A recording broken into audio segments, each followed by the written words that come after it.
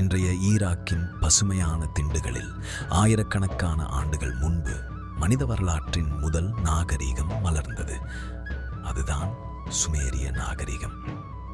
சுமேரியர்கள் மனித குலத்துக்கான மிகப்பெரிய கண்டுபிடிப்பை செய்தனர், எழுத்து.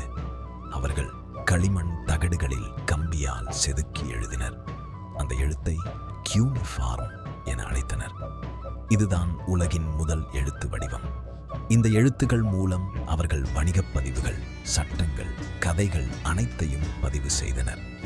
இதுவே மனித சமூகத்தின் ஒழுங்கு அமைப்பை உருவாக்கியது. சுமேரியர்கள் முதல் முறையாக அரசாட்சி என்ற கருத்தை உருவாக்கினர். அவர்கள் மன்னரை கடவுளின் பிரதிநிதி என கருதினர். ஒவ்வொரு நகரத்திற்கும் தனி கடவுளும் தனி மன்னரும் இருந்தனர்.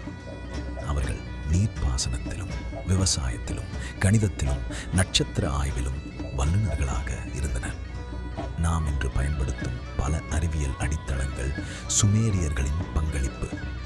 இன்று சுமேரியர்கள் இல்லை, ஆனால் அவர்கள் உருவாக்கிய எழுத்தும் அரசாட்சியும் மனித நாகரிகத்தின் அடிப்படையாக இன்னும் உயிர் வாழ்கின்றன. இதுதான் மனித வரலாற்றின் முதல் எழுத்தாளர்கள், முதல் அரசர்கள் சுமேரியர்கள்.